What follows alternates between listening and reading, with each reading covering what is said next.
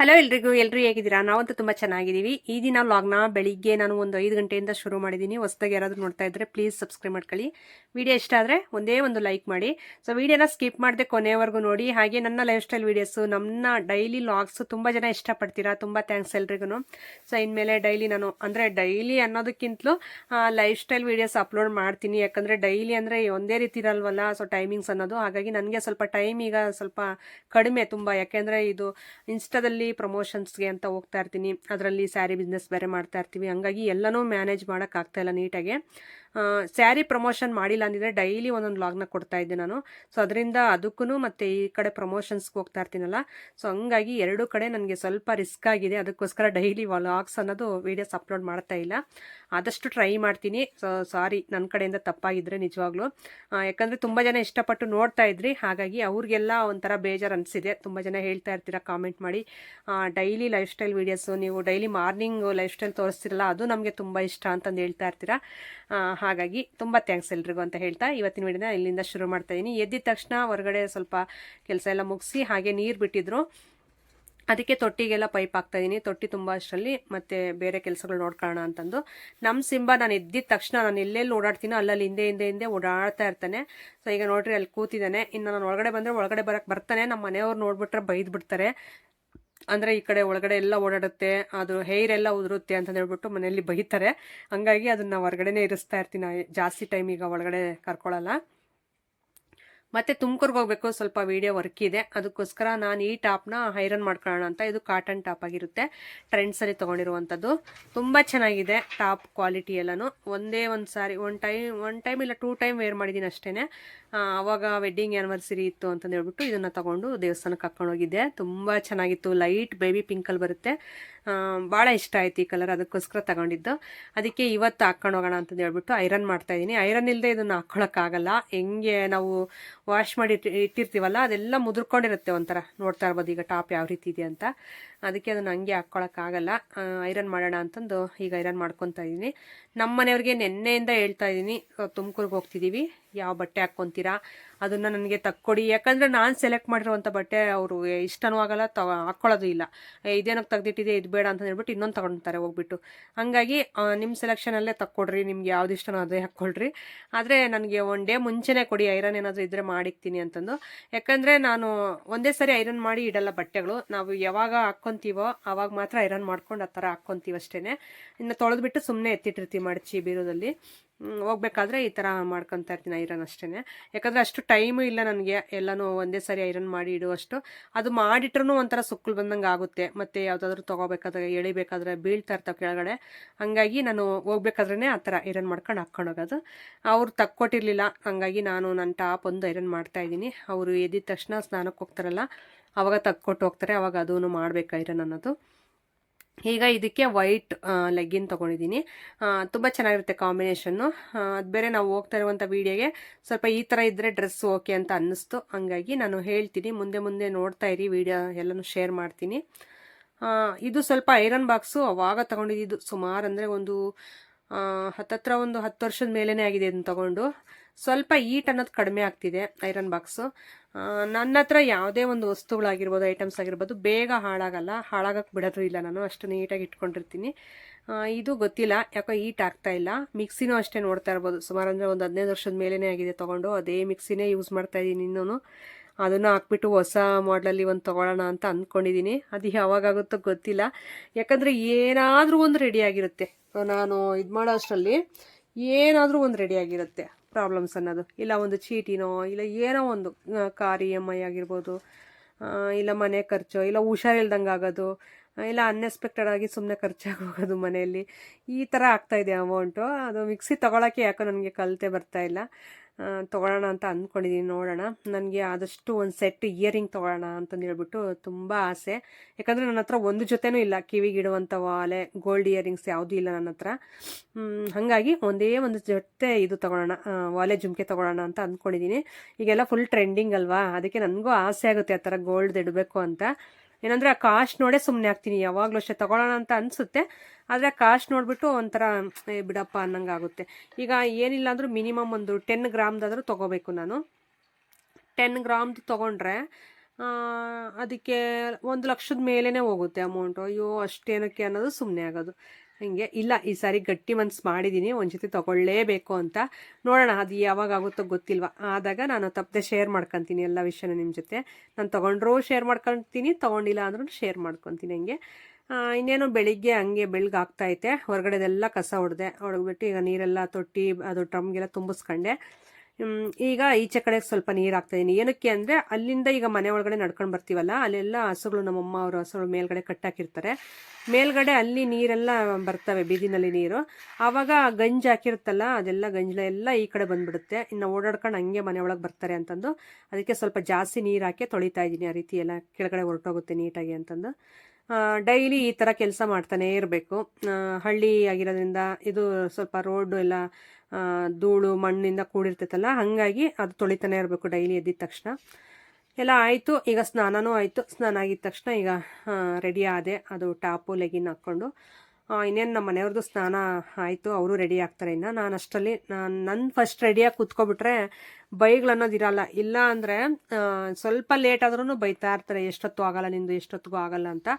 ನಮ್ಮ ಮನೆಯವರಂತೂ ಸುಮಾರು ಎಷ್ಟೊತ್ತು ಇದಾಗ್ತಾರೆ ಅಂದರೆ ಟೈಮ್ ಅನ್ನೋದು ತುಂಬ ತಗೊತಾರೆ. ಈ ಮಧ್ಯೆ ಗೊತ್ತಿಲ್ಲ ಯಾಕೋ. ಅವರು ತುಮಕೂರವರು ಒಂದು 10-10:30ಗೆಲ್ಲ ರೀಚ್ ಆಗ್ರಿ ಅಂತ ಹೇಳಿದ್ದಾರೆ. ಇಲ್ಲೇ 10 ಗಂಟೆ ಆದರೂ ಇಲ್ಲೇ ಇದ್ದೀವಿ ನಾವು. ಅವ್ರಿಗೆ ಹೇಳ್ತಾ ಇದ್ದೀನಿ ನಮ್ಮ ಮನೆಯವ್ರಿಗೆ ರೆಡಿ ಆಗ್ರಿ, ಬೇಗ ಹೋಗೋಣ ಅಂದರೆ ಹ್ಞೂ ಆಯಿತು ಅಂತಂದು. ಲಾಸ್ಟೇ ಸಿಕ್ಬಿಟ್ರೆ ಅವಳ ಜೊತೆನೇ 1 ಅವರ್ 2 ಅವರ್ ಕುತ್ಕೊಬಿಡ್ತಾರೆ ಮಾತಾಡ್ಕೊಂತ. ಎದ್ದೇಳೋದಿಲ್ಲ, ಬೇಗ ರೆಡಿ ಆಗೋದು ಇಲ್ಲ. ಸೊ ಹಂಗಾಗಿ ಅವ್ರನ್ನ ಬೈಕಂತ ನಾನು ರೆಡಿ ಆಗ್ತಾ ಇದ್ದೀನಿ. ನೋಡಿ ಚೆನ್ನಾಗಿರುತ್ತೆ. ನನಗೆ ಬೇರೆ ಹೇರ್ ಸ್ಟೈಲ್ ಎಲ್ಲ ಸೆಟ್ ಆಗಲ್ಲ, ಸ್ವಲ್ಪ ಕರ್ಲಿ ಹೇರ್ಸ್ ಅಲ್ವಾ, ಆ ಥರ ಕ್ಲಿಪ್ಸ್ ಹಾಕ್ಕೊಂಡ್ರೆ ನನಗೆ ಓಕೆ ಅನ್ಸೋದು. ಇಲ್ಲ ಸುಮ್ಮನೆ ಈ ಥರ ಹೇರ್ ಲೀವ್ ಮಾಡೋಕ್ಕೂ ಆಗಲ್ಲ, ಯಾಕಂದರೆ ಸ್ವಲ್ಪ ಕರ್ಲಿ ಹೇರ್ಸ್ ಆಗಿರೋದ್ರಿಂದ ಆ ರೀತಿ ಚೆನ್ನಾಗಿ ಕಾಣಲ್ಲ, ಒಂಥರ ಕೆದರ್ದಂಗೆ ಇರುತ್ತೆ ತಲೆ ಎಲ್ಲನೂ. ಹಾಗಾಗಿ ಈ ರೀತಿ ಒಂದು ಕ್ಲಿಪ್ ಇಟ್ಕೊಬಿಡ್ತೀನಿ ಅಷ್ಟೇ. ಸ್ವಲ್ಪ ಉದ್ದ ಹೇರು ಬೆಳೆದ್ರೆ ಆಮೇಲೆ ಜಡೆ ಎಲ್ಲ ಹಾಕ್ಬೋದು, ಚೆನ್ನಾಗಿರುತ್ತೆ ಜಡೆ ಹಾಕಿದ್ರೆ. ನನಗೂ ಇಷ್ಟ. ಇನ್ನೊಂದು ಚೂರು ಉದ್ದ ಬೆಳೀಲಿ, ಆಮೇಲೆ ಜಡೆ ಹಾಕ್ಕೊಳ್ಳೋಣ ಅಂತ ಅಂದ್ಕೊಂಡಿದ್ದೀನಿ. ಚೆನ್ನಾಗಿದೆ. ಹಾಗೆ ಈಗ ಹೊರಡ್ತಾ ಇದ್ದೀವಿ. ಬ್ಯಾಗ್ ಎಲ್ಲ ತೊಗೊಂಡೆ ನಾನು, ನೀಟಾಗಿ ಏನೇನು ಬೇಕೋ ಅಲ್ಲಿಗೆ ತೊಗೊಂಡೋಗೋಂಥ ಐಟಮ್ಸ್ ಎಲ್ಲ ತೊಗೊಂಡಿದ್ದೀನಿ. ಹೊರಟ್ವಿ. ಪಾವಗಡ ಬಂದ್ವಿ ಡೈರೆಕ್ಟ್, ಇನ್ನೇನು ರೆಡಿ ಆಗಿಬಿಟ್ಟು. ಏನೂ ಲಿಫ್ಟಿಕ್ ಏನೂ ಹಾಕಿಲ್ಲ. ಫುಲ್ಲು ಡ್ರೈ ಆಗ್ತಾಯಿದೆ ಲಿಪ್ಸ್ ಈ ವಿಂಟರ್ ಸೀಸನಲ್ಲಿ, ಅದಕ್ಕೋಸ್ಕರ ಸುಮ್ಮನೆ ಲಿಪ್ ಬಾಮ್ ಒಂದು ಹಚ್ಕೊಂಡಿದ್ದೀನಿ ಅಷ್ಟೇ. ನಿದ್ದೆ ಸ್ವಲ್ಪ ಕಡಿಮೆ, 2 ಡೇಸ್ ಆಯಿತು, ಸರಿಯಾಗಿ ನಿದ್ದೆ ಮಾಡ್ತಾಯಿಲ್ಲ ನೈಟು. ಯಾಕಂದರೆ ಇದು ಎಡಿಟಿಂಗ್ ಅಂತೆ, ವೀಡಿಯೋಸ್ದು ಮತ್ತು ಹೋಗೋದೆಲ್ಲ ಕೆಲಸ ಇರುತ್ತಲ್ಲ. ಸುಮಾರು ಅಂದರೆ 12:30 1 ಗಂಟೆವರೆಗೂ ಆಗುತ್ತೆ. ಮತ್ತು 5 ಗಂಟೆಗೆ ಎದ್ದೇಳಬೇಕು. 2 ದಿನದಿಂದ ಹಂಗೆ ಮಾಡಿದ್ದು. ಪೆಟ್ರೋಲ್ ಬಂಕಲ್ಲಿ ಪಾವಗಡದಲ್ಲಿ ಪೆಟ್ರೋಲ್ ಹಾಕ್ಸ್ಕೊಂಡು ನೆಕ್ಸ್ಟ್ ಹೋಗ್ತಾ ಇದ್ದೀವಿ ಈಗ. ಈ ಥರ ಹೋಗ್ಬೇಕಾದ್ರೆ ನನಗೆ ಕಾರ್ ಹತ್ತದೇ ಇರೋ ಮುಂಚೆನೇ ಏನಾದರೂ ಒಂದು ಹೊಟ್ಟೆಗೆ ಹಾಕ್ಕೊಬಿಟ್ರೆ ಆರಾಮಾಗಿರ್ತೀನಿ, ಏನೂ ಅನಿಸಲ್ಲ ಆಗ. ನನಗೆ ಬರೀ ಹೊಟ್ಟೆಲೆ ಕುತ್ಕೊಂಡು ಮಧುಗಿರಿ ಇಲ್ಲ ಮಡಗಶಿರವರೆಗೂ ಹಂಗೇ ಕರ್ಕೊಂಡು ಹೋಗ್ತಾರಲ್ಲ, ಅವಾಗ ಆಗುತ್ತೆ ನನಗೆ ಹೊಟ್ಟೆಯಲ್ಲಿ. ಯಪ್ಪ ಇದು ನಿಲ್ಲಿಸ್ಬಿಟ್ರೆ ಗಾಡಿ ಸಾಕು, ಕೆಳಗಡೆ ಇಳಿದು ಬಿಡೋಣ ಅನ್ನೋಷ್ಟು ನೋವು ಅನಿಸುತ್ತೆ. ಗೊತ್ತಿಲ್ಲ, ಏನೋ ಒಂಥರ ವಾಮಿಟ್ ಬಂದಂಗೆ ಆಗೋದು ಹಾಗೆಲ್ಲ ಆಗ್ತಾ ಇರುತ್ತೆ. ಅದಕ್ಕೆ ನಾನು ಕಾರ್ ಹತ್ತದೇ ಇರೋ ಮುಂಚೆನೇ ಏನಾದರೂ ಹೊಟ್ಟೆಗೆ ತಿಂದ್ಕೊಬಿಟ್ರೆ ನೆಮ್ಮದಿಯಾಗಿ ಕುತ್ಕೊಬಿಡ್ತೀನಿ ಸಾಂಗ್ಸ್ ಕೇಳಿಕೊಂಡು. ಇಲ್ಲ ಅಂದರೆ ನನಗೆ ಯಾವಾಗ ಟಿಫನ್ ಕೊಡಿಸ್ತಾ ಇರ್ತಾರೋ, ಅದು ಈ ಥರ ಹೋಗಿರ್ತೀವಲ್ಲ ಜರ್ನಿ ಮಾಡಿಕೊಂಡು, ಟಿಫನ್ ಕೊಡಿಸಿದ್ರು ತಿನ್ನೋಕ್ಕಾಗಲ್ಲ.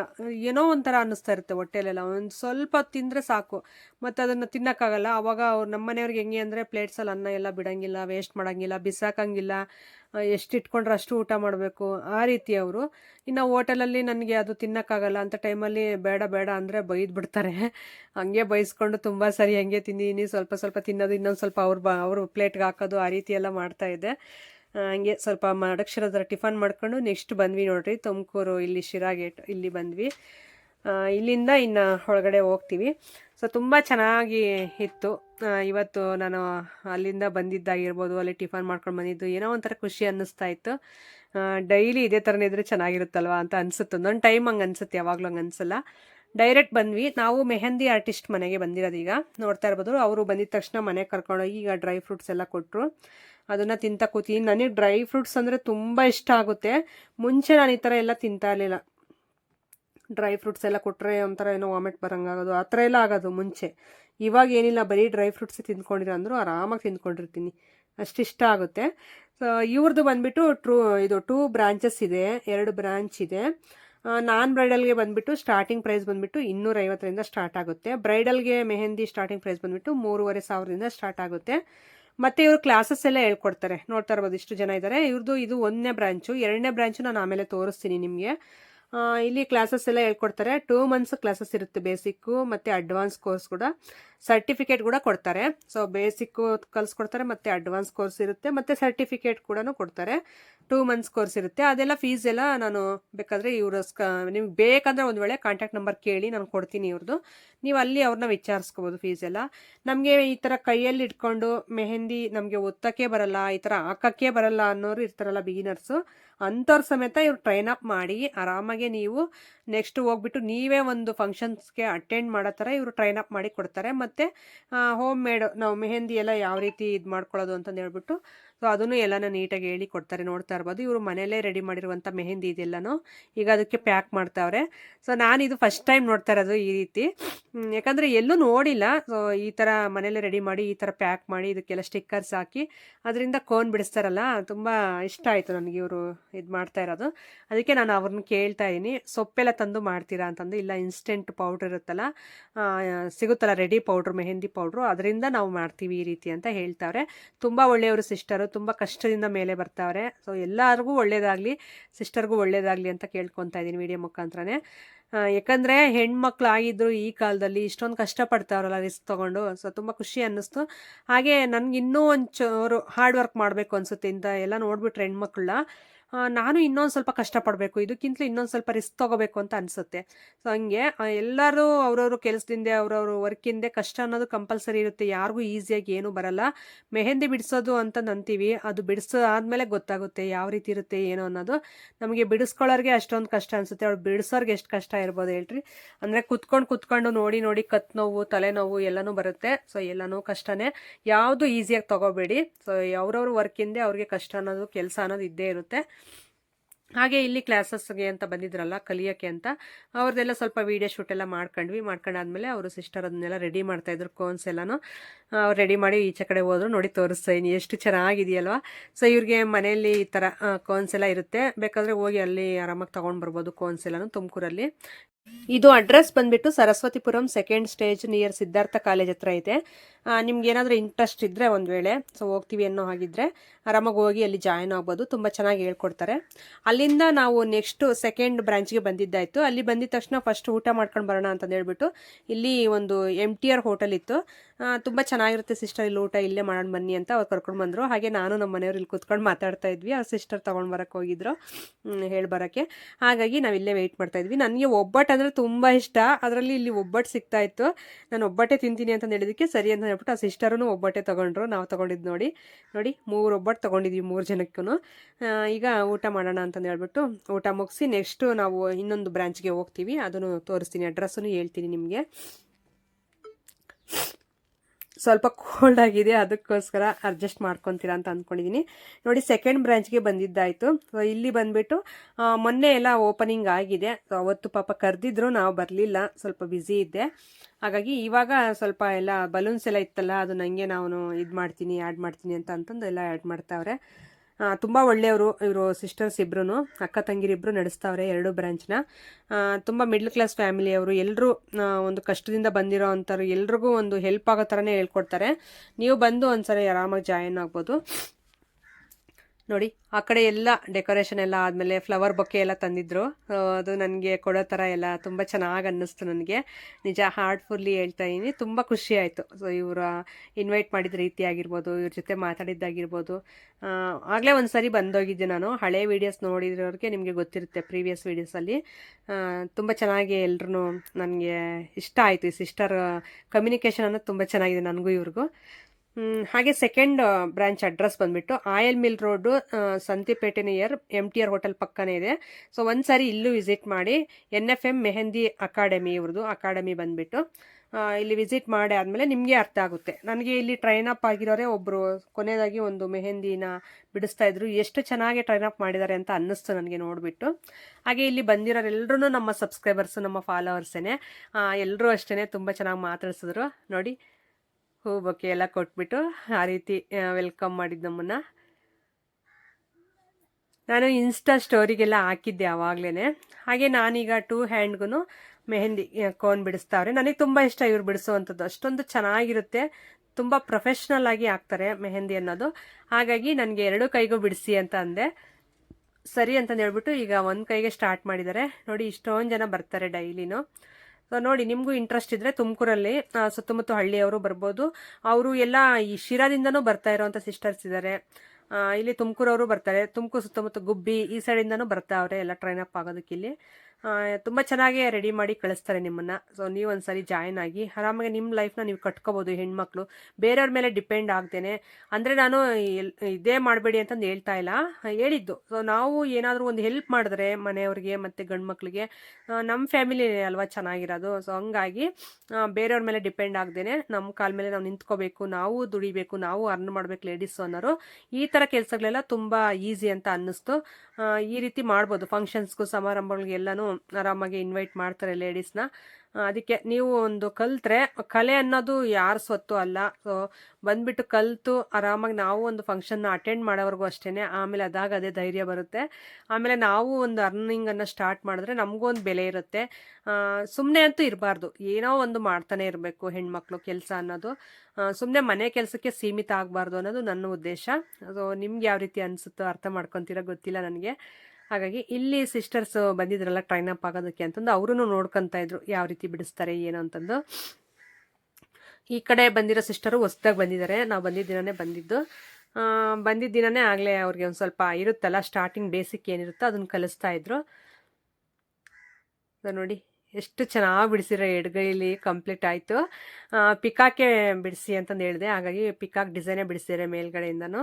ಮತ್ತು ಉಲ್ಟಾ ಕೈಗೂ ಹಾಕ್ತೀನಿ ಅಂದರು, ತುಂಬ ಲೇಟ್ ಆಗುತ್ತೆ ಬೇಡ ನಾವು ಹೋಗಬೇಕು ಅಂತಂದು ಹೇಳ್ಬಿಟ್ಟು ಸುಮ್ಮನೆ 2 ಕೈಗೂ ಆ ರೀತಿ ಹಾಕ್ಸ್ಕೊಂಡಿದ್ದಾಯಿತು. ಮತ್ತು ಮೇಲ್ಗಡೆ ಹೋಗ್ಬಿಟ್ಟು ಇದು ಮಹಡಿ ಮೇಲೆ ಟೆರಸ್ ಮೇಲೆ ಹೋಗ್ಬಿಟ್ಟು ಅಲ್ಲಿ ಸ್ವಲ್ಪ ಫೋಟೋ ಎಲ್ಲ ತಕ್ಕೊಂಡ್ವಿ. ತುಂಬ ಚೆನ್ನಾಗಿ ಬಂದಿದೆ. ನಾನು ಎಲ್ಲನೂ ಆ್ಯಡ್ ಮಾಡ್ತೀನಿ ನೆಕ್ಸ್ಟು ಇದು ಇನ್ಸ್ಟಾ ವೀಡಿಯೋಸಲ್ಲಿ ಸ್ಟೋರೀಸಲ್ಲಿ ಎಲ್ಲನೂ ಆ್ಯಡ್ ಮಾಡ್ತೀನಿ, ನಿಮಗೆ ಬೇಕಾದ್ರೆ ಅಲ್ಲೂ ನೋಡ್ಬೋದು. ನಾನು ಅದಕ್ಕೋಸ್ಕರನೇ ಈ ಟಾಪ್ ಹಾಕ್ಕೊಂಡಿದ್ದು ನೋಡ್ತಾ ಇರ್ಬೋದು. ಸುಮ್ಮನೆ ಏನಕ್ಕೆ ಉದ್ದ ಇರೋ ಸ್ಲೀವ್ ಹಾಕ್ಕೊಬಿಟ್ರೆ ಅದನ್ನು ಮಡ್ಚಕ್ಕೋಗಲ್ಲ, ಏನಿಲ್ಲ 2 ಕೈಗೂ ಮೆಹಂದಿ ಹಾಕ್ಸ್ಕೊತೀನಿ ಅಂತ ಹೇಳ್ಬಿಟ್ಟು ಈ ರೀತಿ ಹಾಕ್ಕೊಂಡು ಬಂದರೆ ಕಂಫರ್ಟಾಗೂ ಇರುತ್ತೆ, ಚೆನ್ನಾಗಿರುತ್ತೆ ಮೆಹಂದಿ ಹಾಕ್ಸ್ಕೊಳಕ್ಕೆ ಅಂತಂದು.